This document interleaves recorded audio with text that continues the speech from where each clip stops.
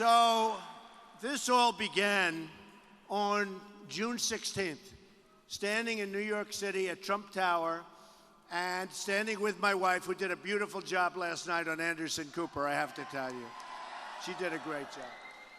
And standing there, oh, we're going to build the wall, don't worry about it. Oh, we'll build the wall.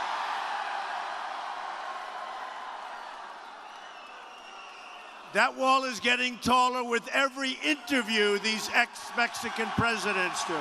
Getting taller, taller. It's getting up there, I'll tell you what. Did you ever see such anger? The ex-Mexican president, oh, I like my plane better than that, right? Did you ever see such anger? You know, it's very interesting. I have to, let's get to this for 1 second, because the anger of Vicente Fox, the ex-president of Mexico, was unbelievable. And to think that, and he used a horrible word. Can you imagine if I would have used that word? Oh, front page headlines. Nobody even talks about the word he used. I keep saying, what about his foul language? What about, they don't write it. Boy, would they write it if I said that word. I won't repeat the word because they'll make a big deal out of it. But he used horrible language. But more importantly, he was so angry. And the reason he was angry wasn't the wall that you bring up. The reason he was angry is that nobody ever speaks to these countries with authority. We're like the whipping post where everyone takes. And essentially he's saying, how dare you speak to Mexico like this? Now, just so you understand, I love the Hispanic people. I just won in Nevada, as you know. We won all of them, but I just won in Nevada, and they did a poll of the Hispanics, and I won by a lot over second place, by a lot. We're going to win the Hispanic vote. We're going to do great, because I'm going to bring jobs back from China. I'm going to bring jobs back from Japan. We're bringing our jobs back, folks. We're bringing our jobs back. But the anger of ex-President Fox, it's almost like, how dare you? They've got to get used to it. They've got to get used to it, folks, because we're going to reverse the tables. And you know what? The interesting thing, we will have a better relationship with Mexico than we have now. We don't have a good relationship. Remember Sergeant Tamburisi, who was in, and he was in jail. We couldn't get him out. I helped him along after he got out. I helped him a lot, actually. But we couldn't get him out. All right, that looks nice. Don't we love it? It's always nice.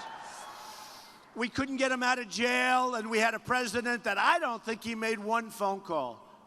I don't think he made a phone call, and he was in there for a long, long period of time. So we're going to get the respect of other nations.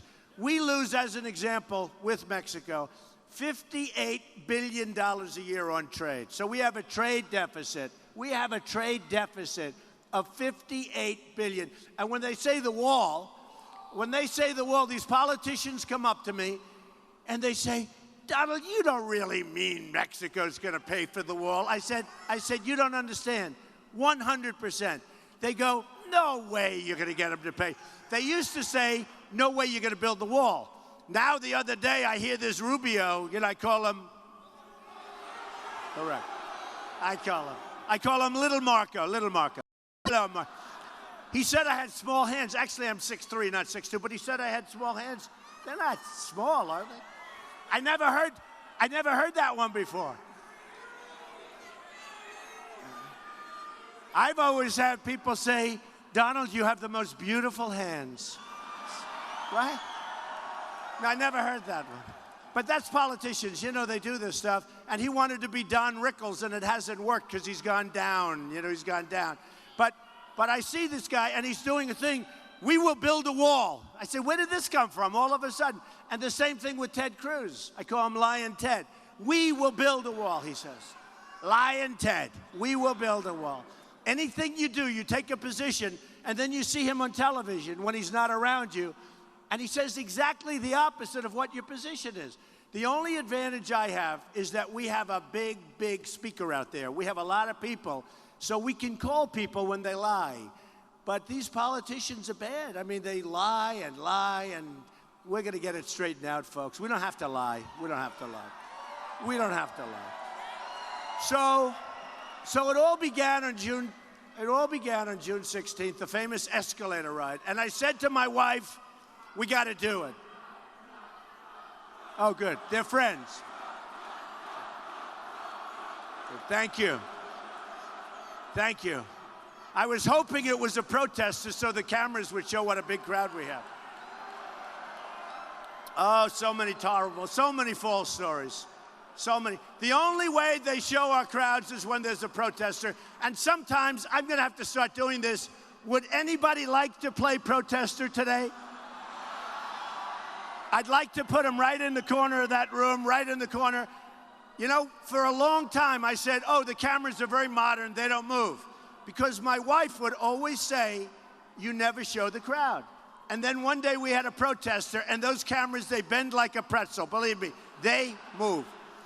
Because it's negative. Because I'll tell you what, the media is the most dishonest. These are worse than politicians.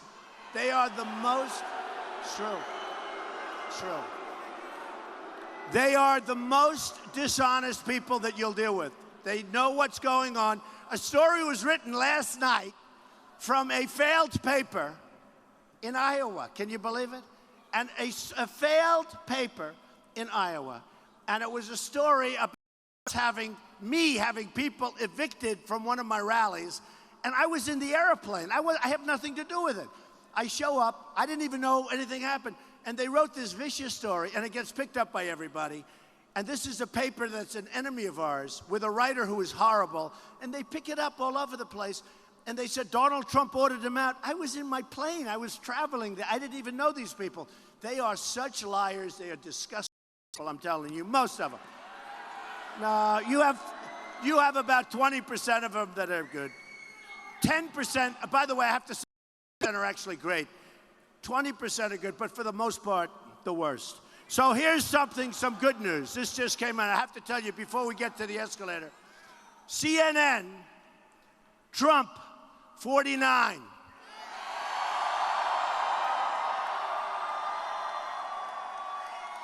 Lightweight Senator Marco Rubio, 16.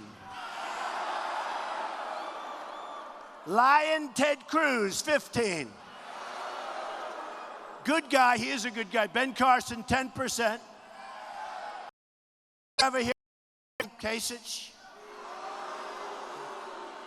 I won't. We'll save that for after tonight. We'll be back. We'll be saving it for after tonight. Because I'll tell you what, we really want to win Ohio. We're going to win Ohio. And we're up. You know, the beauty is we're up quite a bit against him. He's your sitting governor.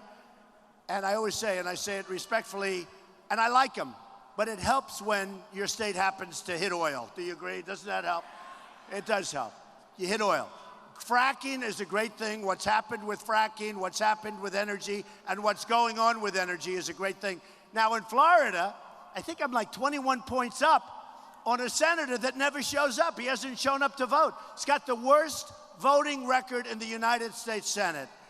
And I'll tell you, honestly, he's defrauded the state of Florida because he got elected and he doesn't vote. He doesn't do anything. He's passed nothing. Ted has passed nothing. Ted will filibuster, but you got to do more than filibuster. You got to get people to do something. You got to get bills passed. You got to get other people to go in and pass good legislation that's going to be positive, not just stand up there, talk. 99 guys are watching him. And they're saying, when is this guy going to get the hell so we can get back? You got to get people somehow to work together. Our country is so unbelievably divided. It's divided politically. It's divided among white and black. It's divided in so many ways. We're going to bring our country together, folks. We're going to bring it together. We have to bring it together. And people don't know that about me. I bring people together. You know, when I say that sometimes, I'll get a snicker from the wise guys in the press. It can't get worse than it is right now. You have African-American youth, 59% unemployment.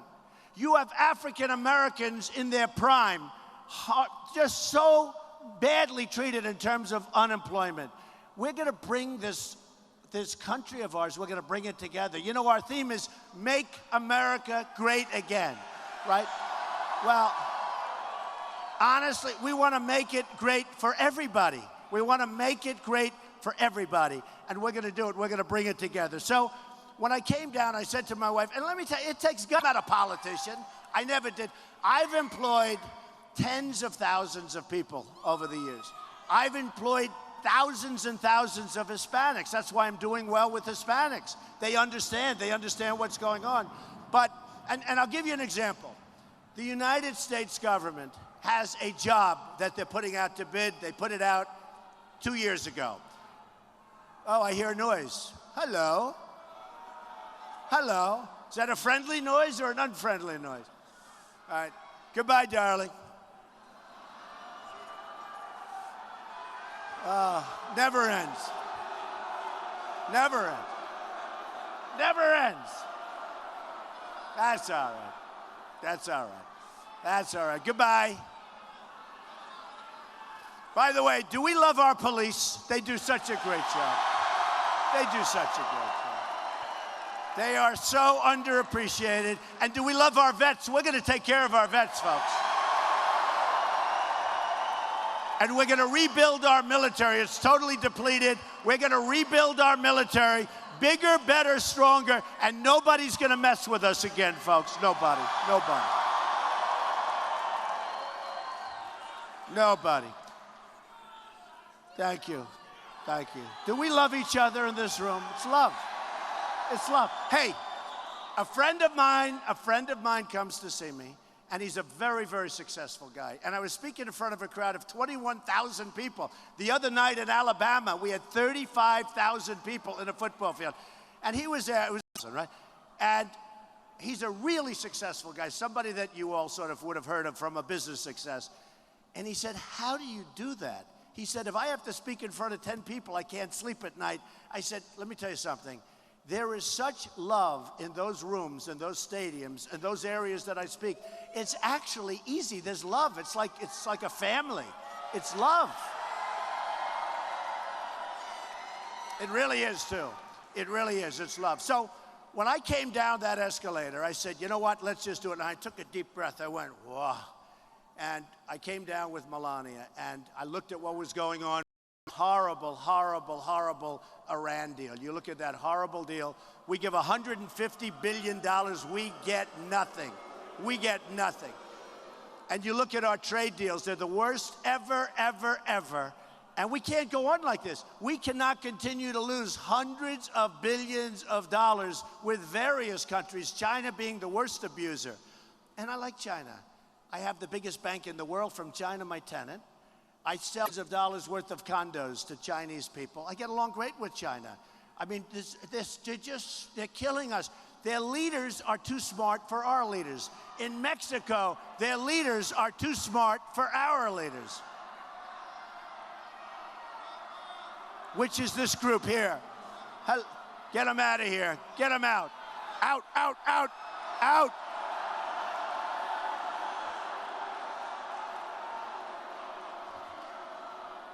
Is a Trump rally the most fun? Seriously, right? You know, I had two yesterday.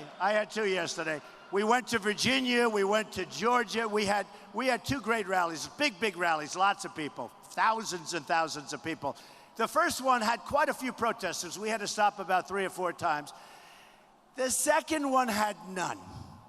The second speech I made was better. But you know what? It was more boring. I like the first one more. I love my protesters. We love our protesters, right? So anyway. So what's happening is China this year we're going to have a trade imbalance. We're going to have disruptive. I call it disruptive because that's what it is. But we're going to have a trade deficit of $500 billion, folks. It's not happening anymore. Not going to happen anymore. They've taken our jobs. They've taken our money. They've taken our manufacturing. They've taken our base. Not going to happen anymore. And then I have these guys. I'm a free trader. But free trade has to be smart trade. It has to be equal trade. We can't let these people, these so-called eggheads, and by the way, I guarantee you, my IQ is much higher than theirs, all right? You know, somebody said the other day, yes, well, the intellectuals I said, what's intellectual? I'm smarter than they are. Many of the people in this audience are smarter than they are. The intellectuals, you know, like they're smart people. These are the same people, the pundits. The pundits. I could tell you every one of them. I mean, I know them so well. I hate to mention their names because you give them credit. But no matter what you do, it's never, like, up to them. The pundits. So they're saying, Trump will never run. Then I run. Then they say, oh, this is terrible. Then they say, Trump will never sign Form A. That's where you sign your entire life away. I signed Form A. Then they say, well, Trump will never put in his financials because maybe he's not as successful as people think. And then I put in almost 100 pages on time. I didn't even ask. They said he'll ask for delays. I put them in. I had accountants working almost 100, working around the clock. And the numbers turned out to be far, far, far bigger, better assets. I have the best assets in the world, very little debt, tremendous cash flow. And I don't say that in a bragging way. I say it because that's the kind of thinking that our country needs. We need that kind of thinking.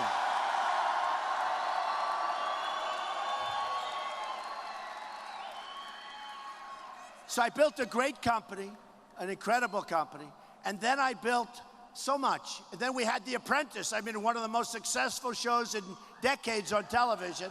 Tremendous show, tremendous success. By the way, NBC renewed me there for many, many episodes because we did great last year. After 14 seasons, it was doing great. And I said, I can't do it. Steve Burke of Comcast came up, a great guy, the boss. He said, Donald, we want to renew you. I said, no, Steve, I'm running for president. I can't do it. You know, you're not allowed to do it because of equal time laws. I said, Steve, I still love it. I said, Steve, I'm running for president. He said, no, you're not. No, you're not. And they renewed it. I said, Steve, I'm not doing it. He said, I don't think you're going to run. Everybody said, I don't think you're going to run. And then I ran. And we picked Arnold Schwarzenegger to be the guy. How will Arnold do compared to Trump? I don't know. You got to be very quick. You got to be, look at the people in the back of the room. Look at that. We can't, the people are still pouring in. Do you think they'll write that? They'll never write that. They'll say, Donald Trump came to Ohio today and he spoke in front of a gathering. There's no gathering. This is one hell of a big hangar, and this place is packed. This place is packed.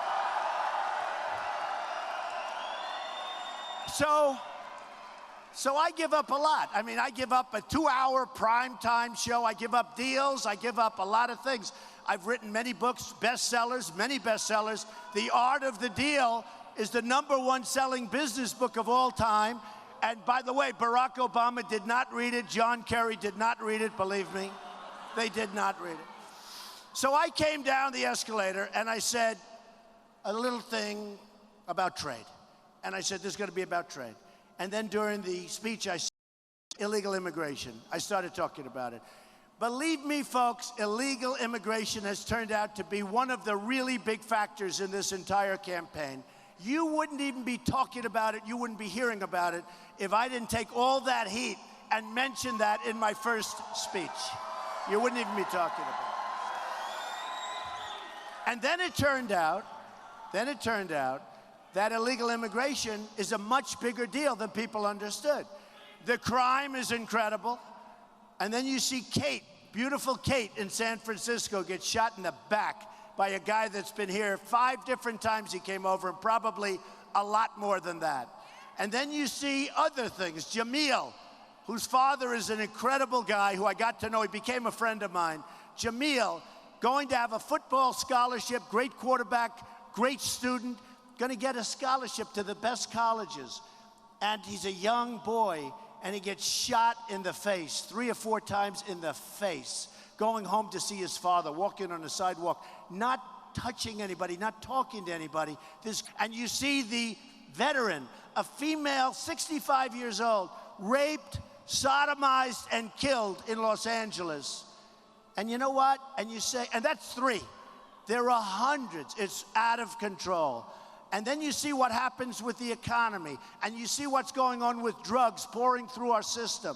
And drugs in New Hampshire, you know, I won New Hampshire, and I made a commitment to the people of New Hampshire. I said, I'm going to stop heroin from coming in. It's coming in right through. We're going to stop it. We're going to stop it all over the country. But I made a commitment. I'll tell you what, New Hampshire, incredible people, because they sort of got me started. We go to New Hampshire. I wasn't favored to win. We won in a landslide. Then we go to, right?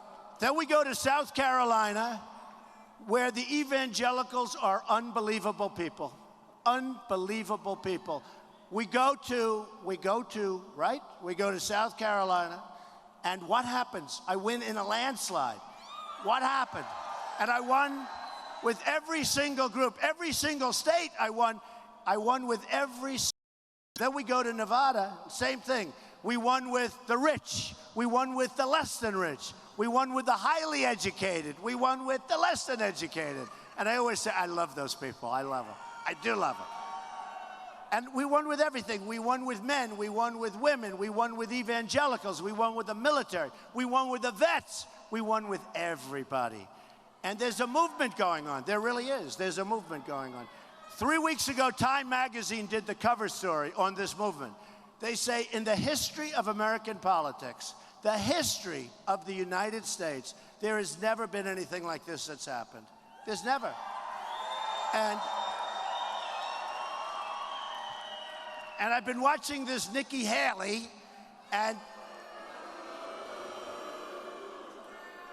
so from South Carolina, she's up and she's saying, if you remember her little speech, where she goes and said, well, you know, she was referring to me, so I can practically use the name. But he said, there's great anger, essentially, on behalf of Donald Trump and the people that are with Donald Trump. And by the way, we have the most loyal people in the world. These people are incredible.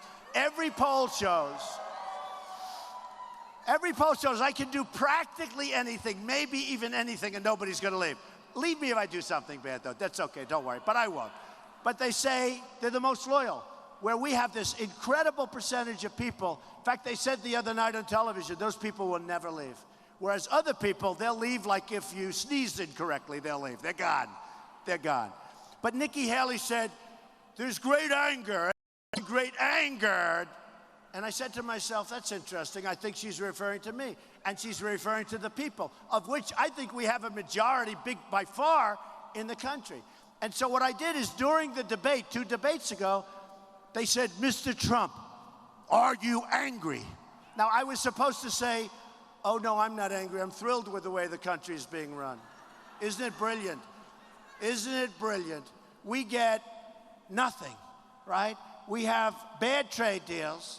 We have bad everything, bad prisoner swaps. How about our famous prisoner swap? 5 for 1, right? 5 for 1.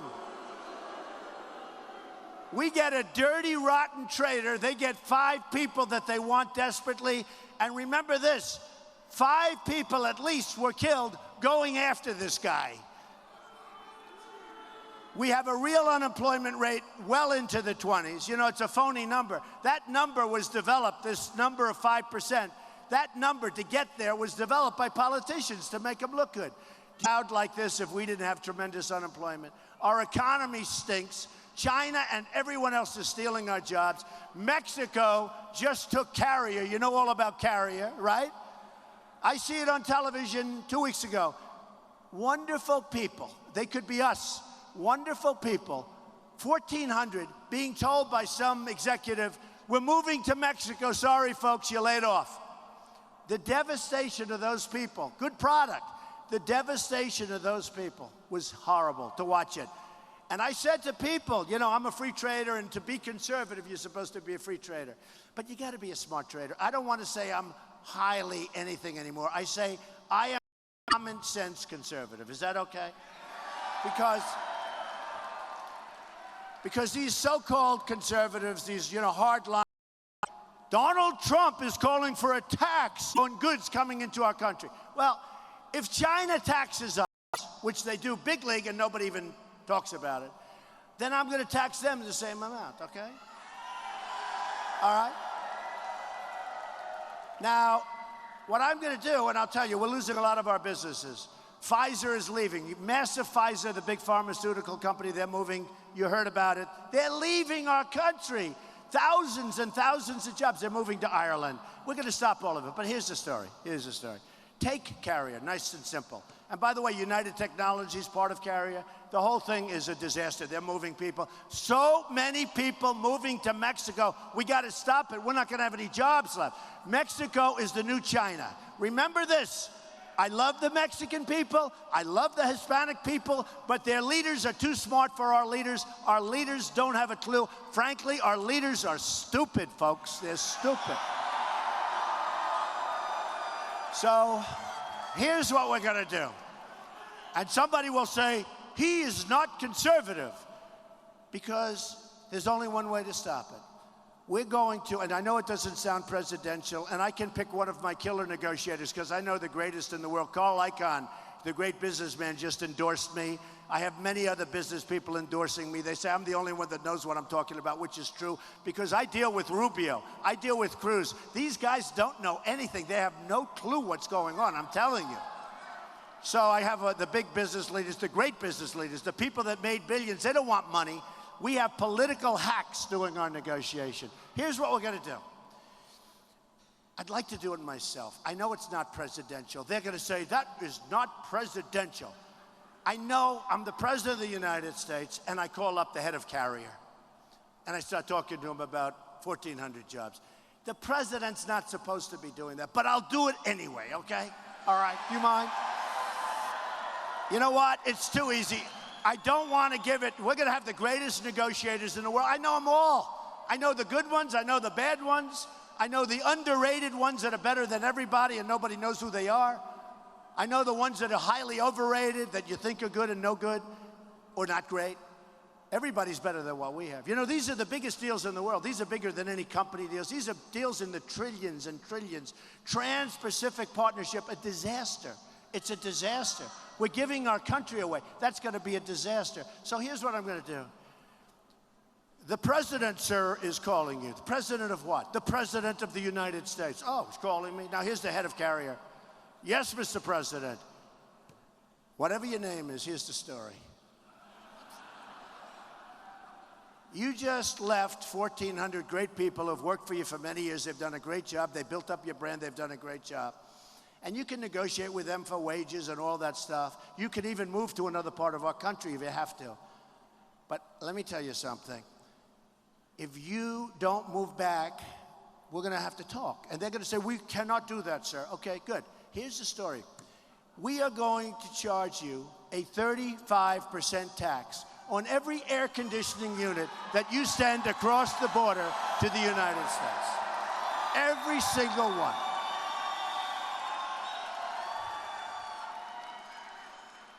And I'll tell you what's going to happen. If you have one of these lightweight guys, they're brokers, essentially. I call them brokers. But they're lobbyists or they're special interest guys, a lot of power. You see that in the debates, where the whole room was filled up with special interests. And I'm self-funding. I'm not getting anything from these people. So I'm the only guy. I had my wife and a few of my kids in the room, and I heard them clapping like crazy. But we have a room loaded up with special interests and lobbyists. So here's what's going to happen. With them, they'll say, and they know it's a bad deal, but with them, they're going to get a call, and that's the end of it. Carrier moves, Carrier bills, Carrier does fine, that's the end, and we take the brunt of it. But here's what's going to happen with me. They're going to call me, people are going to call me, friends. I didn't take any of their money. I owe nobody nothing, folks, nothing. You know, N-U-T-T-I-N. Nothing, nothing, nothing. So here's the story. They're going to call me, and I'm going to say, I'm sorry. They're going to have people call me. I'm going to say, hey, I'm sorry. Not going to happen, folks. Not going to happen.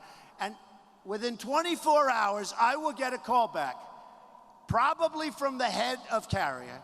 And he's going to say, Mr. President, I'd like to inform you that we are not going to move out of the United States. We're going to stay where we are, or move to Ohio, or move to someplace else.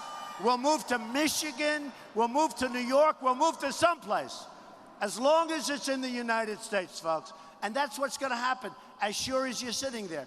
Ford Motor Company is building a $2.5 billion plant. I've been speaking about this for over a year. $2.5 billion. You know what that is on a one-story building? Do you have any idea how big $2.5 billion is in Mexico? They're building a massive plant to build cars, trucks, and parts. They're going to sell them all over, but they're selling a lot of them into the United States. Now, how does it help us for Ford to build a plant, close up factories in Michigan and other places, and have this massive plant? It doesn't, okay? The only way, and I'm very good at this stuff, I went to the great Wharton School of Finance, which really is the best school in the world for this, but that's okay. Most people agree. Hardest school to get into, I can tell you, but it's one of the great, great places. But you don't have to. If you didn't go to college, if you didn't go to high school, you're all smart. It's a horrible deal for us. So with Ford, I'd do the same thing. I'd say, if you want to move, that's okay, but you got to pay a 35% tax. And you know, honestly, folks, they're not going to even think about it. Now, I'll be criticized. They'll say, isn't that disgusting? He's not a free trader. Folks, we're losing our ass. We're getting killed. We're getting killed. We're getting killed. Our companies are just, we're like the bully that just gets beat up by everybody. We are losing millions of jobs, millions, not thousands, millions and millions of jobs. We're going to stop. We're going to bring our jobs back from China. We're going to bring our jobs back from Japan, where they sell us cars by the millions, and we give them practically nothing. You want to see a trade imbalance? Take a look at what we take from Japan and what we give them back. It's a joke, okay? So what a lot of people don't understand, and what I understand better than anybody, we have the cards. We have the cards. Because without us, they would have a depression the likes of which you've never seen.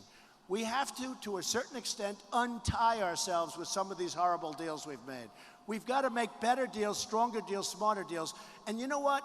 China, and I do a lot of business with China, I've made a lot of money dealing against China, not with them, against them, against them. But China doesn't respect us. They make a fortune. We have rebuilt China. It's the greatest theft in the history of the world, what they've done to us. They've taken everything, our money, our jobs, our manufacturing. Boeing is now building massive plants in China.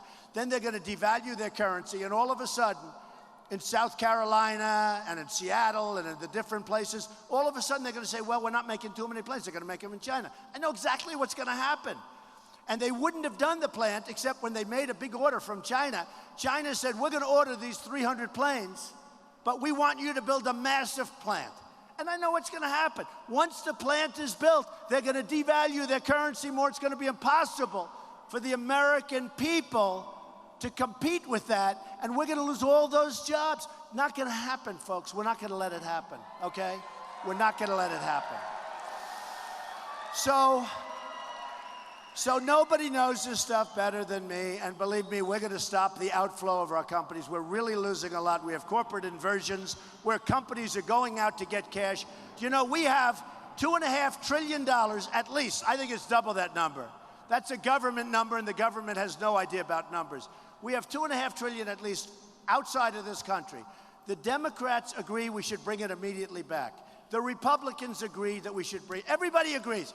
It's not like a health care where they don't agree or something. Everybody agrees, corporate inversion. Everybody agrees we should bring the money back. For years, they can't get an agreement. You know why? We don't have a leader. We don't have a president. I could make that deal in 10 minutes. I get the Republicans, I get the Democrats, without having to sign an executive order, by the way, okay? Which is not the way it's supposed to work. So what we need is leadership. So coming down, I said, I'm going to be so great on trade. I will be the greatest jobs president that God ever created. I will be. I will. But then, I'm very focused on our security. And I really started much more so with the borders. But then after the Paris attack, which was horrendous, and after the attack in Los Angeles and the attack, all of these attacks, but after the attack in California where the 14 people were killed by two radicalized people, they became radicalized. She radicalized him. Whatever the hell happened, they ended up killing their coworkers, and plenty of people right now in the hospital that are going to be in bad shape for the rest of their lives because these two horrendous animals did that, okay? Animals. Now, what happened with Paris, the toughest gun laws in the world, Paris, the toughest. You don't have a gun in Paris unless you're a bad guy. Then you have a gun. You put a gun in your pocket. Nobody's going to do it. You can't have a gun in Paris. You can't have a gun in France. The toughest laws, they say, in the world.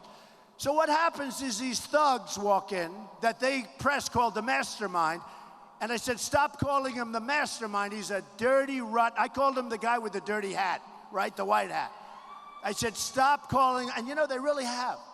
Because the big complaint is they're taking our youth over the internet. When you start calling people masterminds, our kids come up and they say, Dad, the mastermind. Oh, the mastermind. He's a brilliant guy, mastermind. He's a moron, this guy. I guarantee you this. And I said, don't do it. And you know, the press has stopped using the term mastermind now. But they said the mastermind, he's the leader. And they build him up like Robin Hood, right? Oh, this great. What's with it? They send in people to the various places in Paris. There are no guns on the other side. And they go, bum, bum, you get over here, bum, you get over here, bum. 130 people killed. Many, many people right now in the hospital, gravely, gravely wounded. So badly wounded that their lives can never be the same. Other people will be dying from the wounds. It was a horrific scene. And since then, it's not that I've pivoted, you've pivoted me. And every poll that comes out, they like Trump best on the military. They like Trump best with ISIS. They like Trump best on border security. And I think the reason is because right from the beginning, nobody questioned the fact that I was the best on the borders. Nobody questioned. And basically, what is this? It's an extension of the borders. Now, as you know, Sheriff Joe Arpaio from Arizona endorsed me last week. We don't get tougher on the border than Sheriff Joe, right? And he endorsed me. And Sarah Palin endorsed me last week. And Jeff Sessions, the great senator, who's an incredible guy, he endorsed me. And there's nobody better on the borders than Jeff. I mean, everybody's endorsing, and it's been incredible. I will say Jerry Falwell Jr. has had so much to do with my success with the evangelicals. And we're going to work hard, because I will tell you, the Second Amendment is being chipped away. And I tell you this, if there were guns in Paris or guns in California on the other side where bullets went in the other direction, you wouldn't have had those people killed. It would have been very minor by comparison.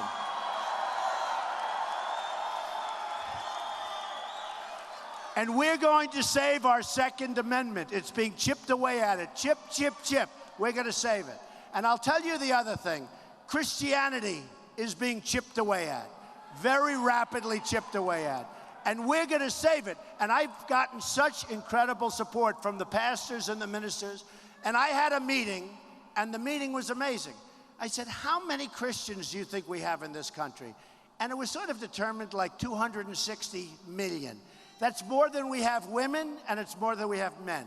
So it's the biggest group. And yet, they're afraid to act. And I had it with them. Because their tax-exempt status will be taken away.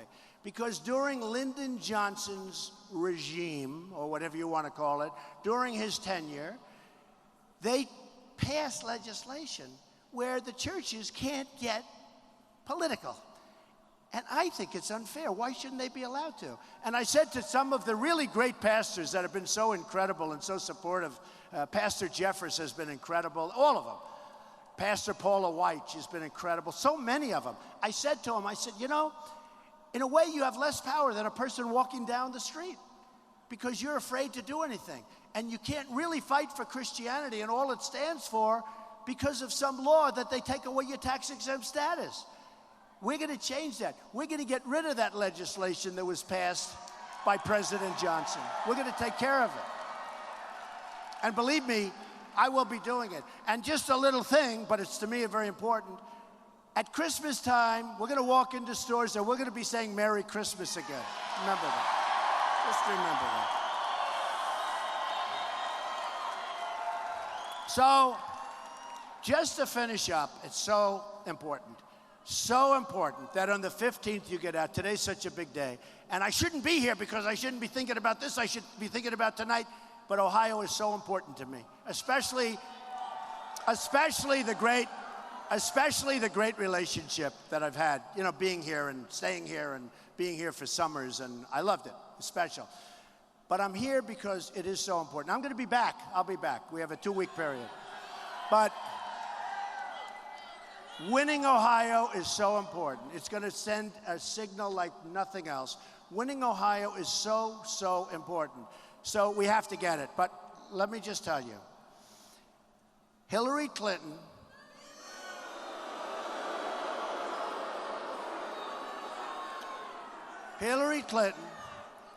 does not have the strength or the stamina to become president. I'm telling you that. It's true.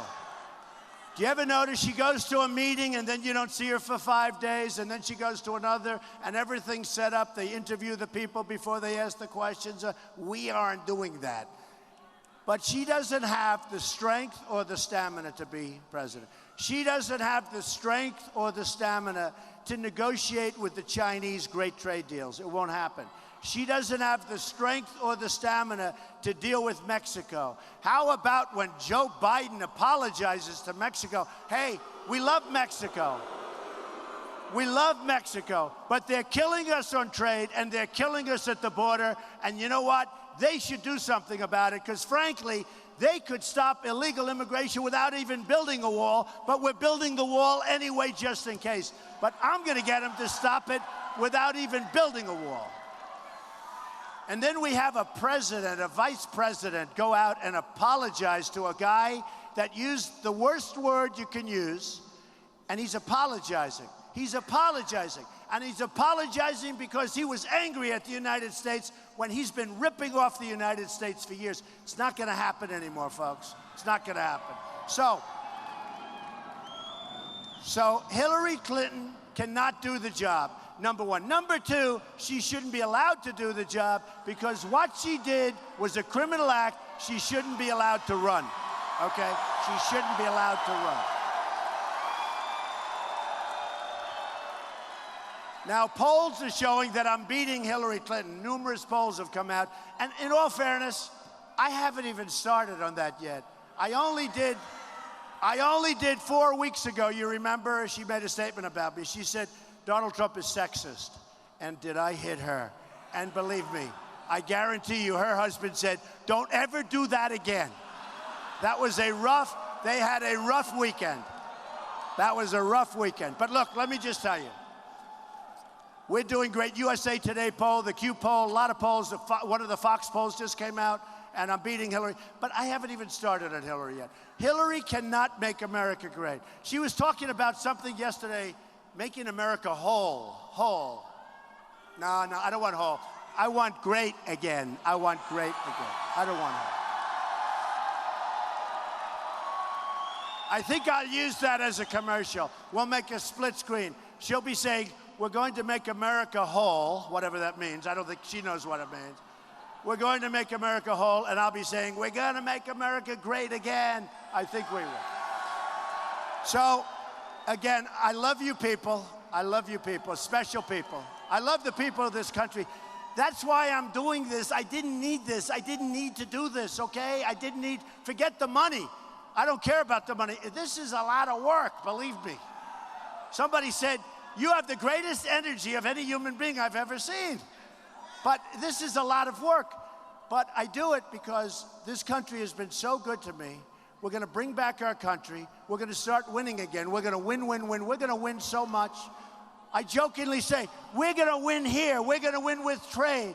We're going to win with the military. We're going to win with Obamacare. We're getting rid of it. We're repealing it, replacing it. We're going to win with Common Core. We're replacing it. We're getting rid of it. And we're bringing our education back. We're going to win at our borders. They're not longer going to be Swiss cheese. We're going to win, win, win. You're going to win so much, you're going to call and say, please, Mr. President, we're so tired of winning. We're so bored. Please, can't we lose a little bit? And I'm going to say, no way, no way. We're going to make America great again. I love you. I love you, folks. Thank you. Thank you, and thank you to Chris Christie. Thank you, everybody. Thank you. Thank you. Thank you.